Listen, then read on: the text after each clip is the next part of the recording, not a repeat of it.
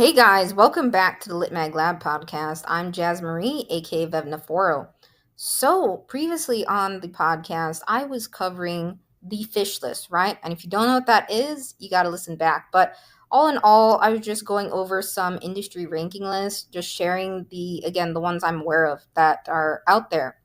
And if you're someone who likes lists, ranking lists, and looking at those, that totally, take a look back at episode 61. I'm not going to do a full recap or anything like that, but yeah, so today's episode, I want to focus on something I covered a little bit on this podcast, but not a whole lot.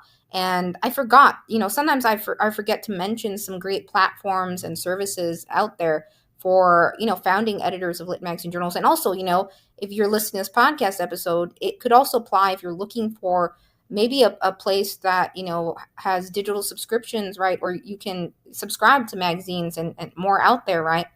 And yeah, I'm sure, of course, not everyone in the world likes to have physical copies of everything, right. We oftentimes like digital access, digital archives, and that's something a lot of lit magazine journals have to take in consideration, right. Having if they're doing print, right, they oftentimes like to give access to archives digitally, or two options, right, for those who maybe prefer digital over print, or so yeah. Before we dive into exact editions here, as you can see on my screen, if you're looking on YouTube or Spotify or elsewhere, I want to just circle back and, I say that a bunch again. I just want to circle back to which episodes, I touched base on this a little bit.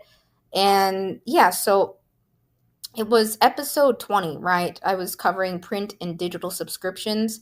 I completely forgot to mention exact editions, and I want to take the time to share it with you guys just briefly, And yeah, because I was like, oh, when they followed me on social media the other day, I was like, I completely forgot to add them to that list. So what I do sometimes, if I remember something or a new platform service comes to my mind, or I'm aware of, I add it to the description, mentioned in this episode and others to check out. So I just tack it onto the description list.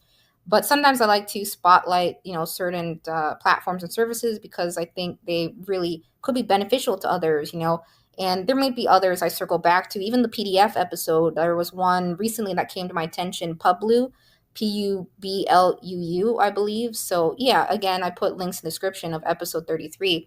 Other ones I stumble across after, the episode too. So yeah, um, just for those of you tuning this episode first, if it's the first one you come across, right?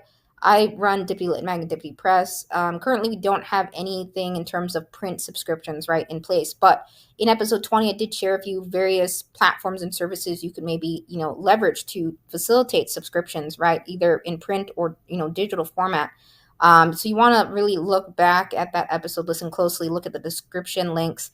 There are quite a few I haven't, used or leveraged myself. There are a lot of WordPress integrations too, out there, and other integrations, not just for WordPress. So much is possible, again, due to thanks to technology, right? So yeah. And Dippy Lit Mag, we had a subscription platform we were on. Technically, we're still with them. We're just doing a relaunch of our issues, and we have to see whether it's still something we can do, right, with caffeine. And I covered that on that episode and a few other places I may have mentioned it. But yeah, so I think it's important that others can access the publication, more than one way, again, wherever they may be located in the world. Accessibility, ease of reading and access is so important, right? So yeah, prior to caffeine, right? There were other PDF flipbook readers systems I tried, right? I mentioned that in episode 33, particularly too, that there are some that have capabilities where you can have a paywalled store or something like that for your issues, like an issue shop. And even some have capabilities where you can make it interactive with video, embedded in audio. So yeah, you have to do trials of them to see what works for you and your budget and things like that. But definitely, please be sure to check out episode 20 and 33 for more information on that, and check the links in those descriptions for sure. Yeah, so I was saying prior to that, caffeine, we were on, Yumpu, right? This is Yumpu. And I'm not going to flip through it again or show you. I did it on, one of those episodes I mentioned, right? But you can see here we accumulated, 170,000 views, it looks like, on issue 4. Now we used to have all the issues up there, but they discontinued where you could have a certain amount on their free plan, right? And I used to have a paid plan with Yumpu briefly, but it was just too expensive, so I discontinued it. And the thing I like about caffeine, right? It's they have to, of course, quite a few platforms out there. They have to vet your publication if it's a good fit or not for their platform or service. There are some free ones out there, as I stated, right? But a lot really have pricing plans, and you have to do paid monthly plans with them to keep your issues uploaded in there, and for others to maybe access them, and things like that. Older issues, or over time their storage, right? Capacity limits on some of these platforms. But yeah, with caffeine, for example, we didn't have to really worry about that. They have this, some platforms, like, even I think Readly too is another one I've heard about. Right, they do like split, of the amount of subscribers you have and the total amount you get, right? Like a 50-50 split, or sometimes it's 70-30 for some of these platforms and services. And yeah, so I would say Yumpu was has a lot of really cool features, but it was just a matter of cost, right? I couldn't move forward with the higher tier plans to really do a paywalled issue shop, their mobile app, all of that. It can be costly, like several $100s for some of these platforms. So yeah, I just left up, we have some of our, this issue up, and then probably, our issue 1 is when we started, right? And issue 4, right? So this isn't when the exact time I uploaded it. I mean completed the issue, right? So I uploaded these after the fact of completing issues again. Issue 1 was the first issue we had released digitally, right? Some of you remember the pink flower issue. Followed Dippity closely or may see it, right? That's why it's across each issue. Our first cover ever was the pink flower. Technically, I need to reboot to trim it down, to cut down costs. But yeah, so again, it was just a matter of cost, with a Yumpu, and it could be a solution for others, right? Tons of magazines, as I showed you in that episode, use it. I think it was episode 33 again. So ton use it. There's a lot in their directory, and it's yeah. So I'm not saying it's not a solution for you, but I want to take the time to share another, right, that I should have mentioned in that episode, particularly again 33. So yeah. So I'm gonna exit out of this, but yeah. So let's get going on exact additions here, right? So what is exactly exact additions? I guess you probably heard me talk a little bit about Yumpu and, right, flipbook readers and digital subscriptions, right? So you have an idea there already. But just quoting off of their a section of their site under their history, right? File that I came across. So Exact Editions is a digital publishing company that turns publications into dynamic, user-friendly digital editions. It was launched in 2005 by Adam Hodkin, Daryl Rayner, and Tim Bruce. The company is based in London and has offices in Haddon Garden. Exact Editions has always operated on the principle that publications with archives are valuable, and readers should, where possible, have full access to the riches that they contain. The platform is equally able to deliver subscriptions to individuals and institutions, digitize archives, and provide digital publishing solutions. So that's really cool, yeah. I think I was also reading about, the founders, right? Adam, Daryl, and I apologize for mispronouncing any names, and Tim. So Daryl Rayner, she has a background in publishing, and you can find their photos if you dig into, their history and media and press kit section. Adam Hodkin, I think he has co-founded a couple uh, companies, or other things, or has worked for a few companies as well, and is still active as the in publishing as the chairman of Exact Editions. So yeah, and I'm not too familiar with Exact Editions, to be honest with you. I'm just aware of it, existing.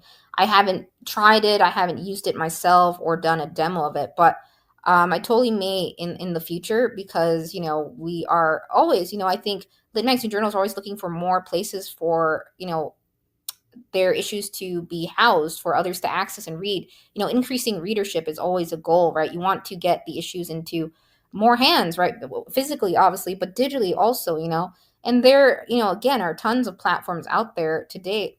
So, I'm not sure what their pricing looks like. I'm not sure if there is a CLMP discount, community literary magazines and presses with them or anything like that.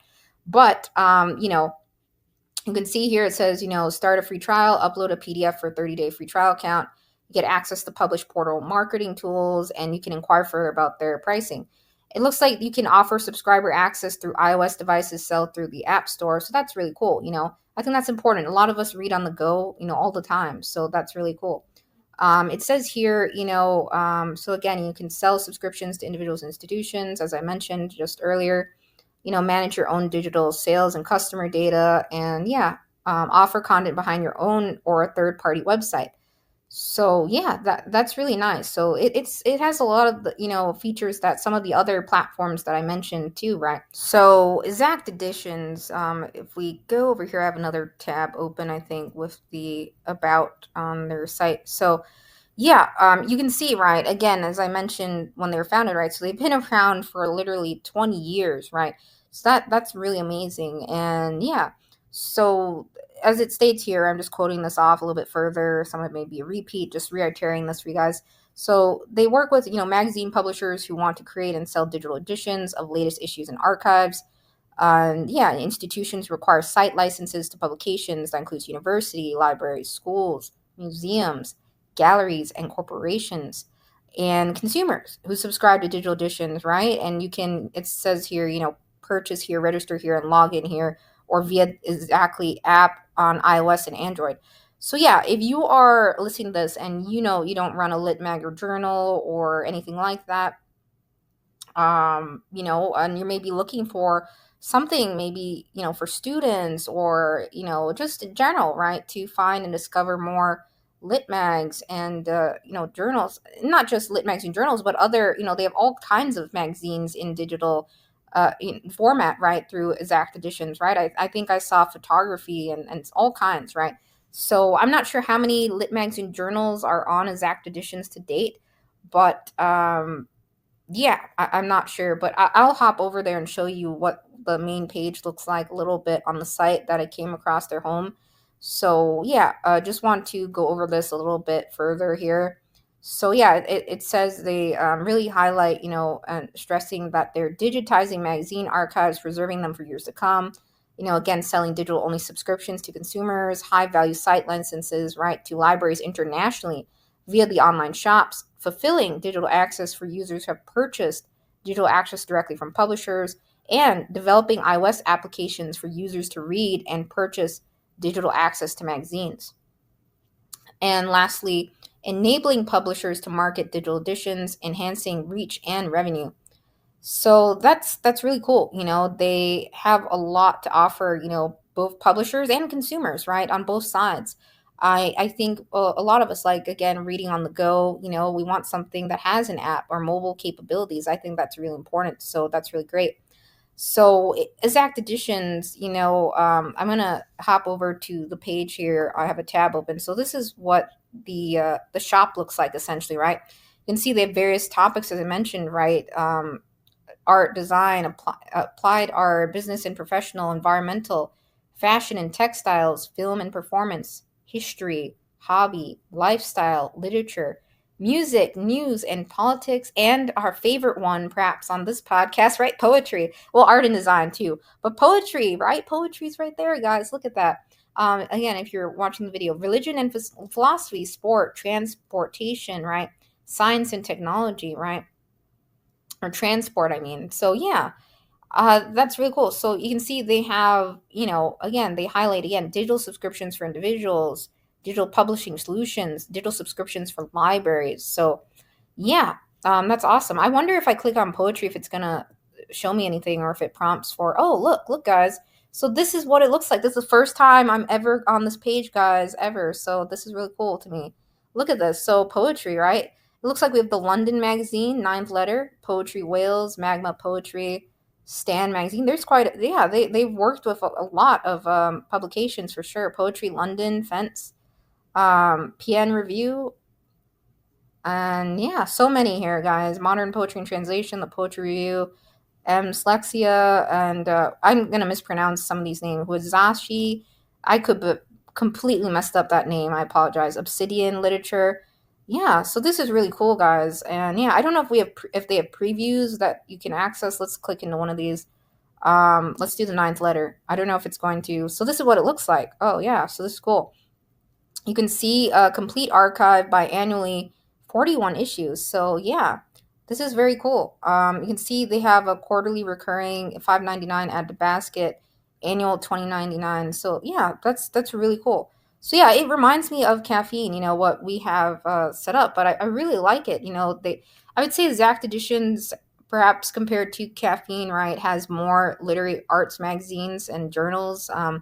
I think we were one of the few on caffeine, so we perhaps didn't have the same level of traffic through them too.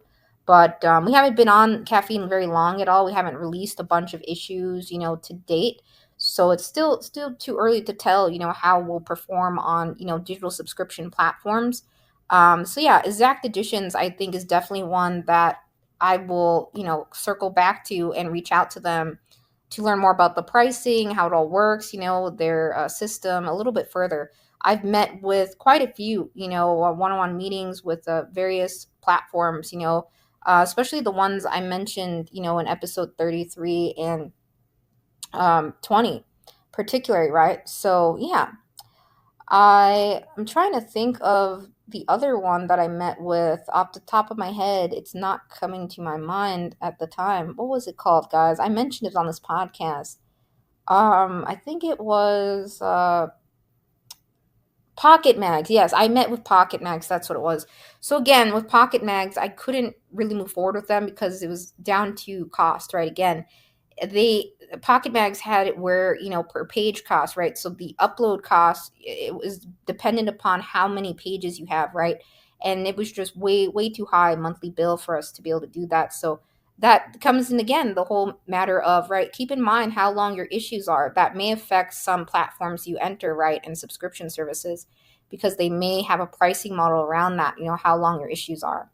So that was something I learned, after meeting with Pocket Mags. And they have Pocket Mags and several of the other ones I mentioned on, again, episode 20. They have, mobile app solutions, store solutions, subscription, a facilitation.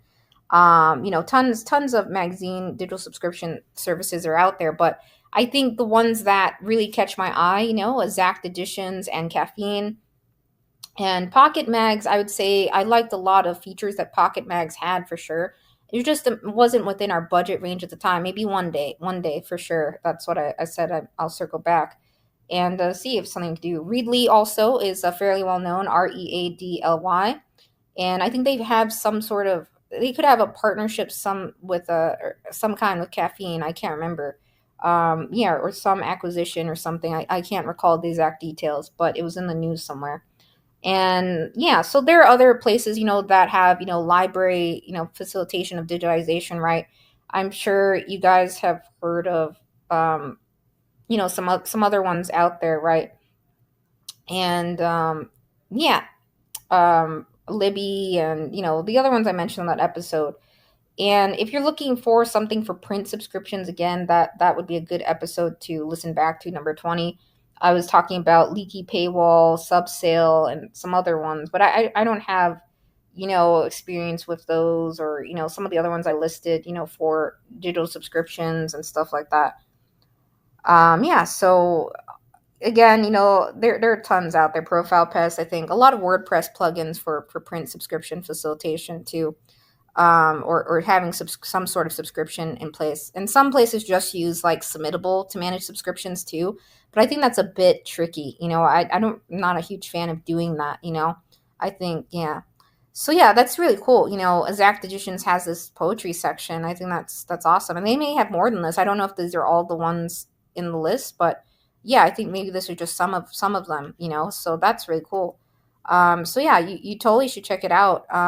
They have a mobile app, right? So let's go to the App Store actually right now. I'm going to go on my phone. You won't see this happening, obviously. But I'm gonna type exact editions. I don't know if the mobile app is exactly called that, or let's see. Let's see if it. Yeah, so their mobile app is called. It looks like.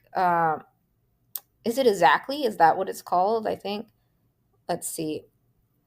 I think that's what it's called. Yeah, it is exactly. Their mobile app's called Exactly, and it's by Exact Editions. So their mobile app has mixed reviews on it. It has about 12 ratings, but that's with most apps. I guess um, I have seen some absolutely positive reviews about the web access, right? For sure. I think mobile app reviews always have mixed reviews, so it's something you really have to try and see if you run into the same things others have said, right? Yeah. So yeah. Um, for the most part, I've heard myself, some really great things about Exact Edition. So it's something I'm definitely going to check out further myself. And yeah, again, some other ones that I mentioned, right? Readly, and has digital magazine subscriptions and caffeine. That is K. Sorry, not K. Oh my gosh. CAFEYM, right? Yeah. So those are just some that off the top of my head that were always memorable in exact editions. I completely forgot to mention it on this podcast, so I wanted to just give you a tour around their website and a little bit about them. And yeah, it's one I'm definitely going to consider and see, if we can get on one day, once we get our relaunch settled and everything. Yeah, so I think we're aiming for shorter issues going forward and really bite sized and focusing on, our highlighting our contests annually and challenges for sure. Yeah. So yeah, that's pretty much it. I'm trying to think of anything else. Oh yeah, by the way, so speaking of, I mentioned CLMP, right? The Community of Literary Magazine Presses. Exact Editions did this really cool event I found out about just today, actually. It was back in January 29th of 2024, right? So there was a digital showcase of magazines, essentially, right? And it was where others could browse, the 20 years of literary magazines. It wasn't, I don't think, every magazine, of course, in existence or anything like that, but some of the ones that have been around for quite some time, right? And it says the showcase was available until December 31st, 2024. But yeah, I think that's still cool that they facilitated things like that with CLMP. You can see this is the page I think it was on, and then others would explore the showcase. And if you click on that, I think you get a saying it's expired, or you get a login prompt or something. So yeah, but anyways, you can see the literary magazines that participated in it, right? Look at the founding year on these guys. That's amazing. How long some of these places have been around. Founded in 1956, the Colorado Review. That's really cool. 1981, Conjunctions. Fence, 1998, guys. 5 Points, 1996, and Hayden's Fairy Review, 1986, right? That's really cool how long a lot of these literary arts magazines have been around, and it's very inspiring, to see that, because I know, as I mentioned on this podcast, right, a lot of literary magazines struggle with funding and financing, and to see some carry out for 10, 20 years or plus, right? It's really cool to see that. So it's totally possible. You just have to structure it in a way that it is, you know, um, do you have to do different things. As I mentioned on this podcast, I shared in again episode 57, if I recall right, things I would have done differently with Dippy Lit Mag starting out. And we didn't have, from the start, right, print and digital subscriptions. And I think that was a miss on my part. I wasn't fully knowledgeable about that, but eventually I did. I did, get into meetings with digital subscription places, learn more about that, what the costs look like, and what the budget we need to really facilitate that. So yeah, further with more places. So yeah, who knows? That may be possible one day, getting Dippy into even more digital subscription platforms, and one of them hopefully will be Exact Editions. We'll see. I don't know. It really depends what the pricing looks like or how that works for publishers and literary arts magazines. I don't know. But yeah, I totally think digitization is so important. Whatever type of publication you have, not just in literary arts magazines, right? You want to establish or have some sort of archive digitally too. Print is good. Others like to have things physically in their hands, but I think again, we're surrounded by our mobile devices all the time, so digital access, reading, flexibility, right? we want to, scrolling through a PDF is really, again, clunky and messed up. So, episode 33, I covered, right, even, PDF flipbook readers to share issue previews out, or even post issues for contributors, right, and others, readers who want to, also look at the issues and read the poems or sections of the literary magazines, right? It could be looking at photography, etc. So yeah, I think they have a really nice platform here, and sometimes in terms of mobile app reviews, again, they're not always 100% accurate. Sometimes it's just something else, others are reviewing versus the actual, you know um, consistency of the app and stuff like that. It's just maybe some features others wish they were there, or some other things, right? So really depends. I haven't tried out their mobile app myself, but I may totally do that soon, or maybe try creating just a consumer based account, right, with them, and see if I can do that, or maybe do a trial or demo, because for Dippy Lit Mag, and I'm looking for more digitization options, right, out there. And yeah, there is another place I think I mentioned, trying to remember, what were they called? I'm trying to think what was their name, guys. So yes, Briette. So Briet. So I did reach out to Brett, I think it's Briette or Brit. And yeah, if I hear back from them, I might do an episode on them, or see if we can facilitate anything. But they do digitization of publications as well. And I don't know if I don't believe it's magazines, but more so like almost like if you have chapbooks, or like, books type publications, right? Not necessarily literary arts magazines. I could be wrong. But anyway, that's another one that came to my mind, Brit. I think their website has changed, and I haven't heard back from them, but I'm going to try and follow up with them soon. So I'll let you know how that goes, and I may do an episode on them as well. But yeah, be sure to check out Exact Editions. Even if you're not a founder of a lit mag or journal, or not looking to, or not looking to start one, this could be something, that, maybe you're with a library, or your teacher has come across this, or an educator, or someone just who likes reading magazines and getting digital subscriptions. This could be something you can check out and see if it's something you like, right? You may discover more publications this way. And I think, digital publications, and right, digitization, right, they typically are lower than print, right, issues. So that's great, right? They are very typically cost friendly, right? I mean, some issues are almost the same price as like print issues, but for the most part, right, they are a fraction, what I've seen, of the cost of a print issue or physical issues. So it's really nice.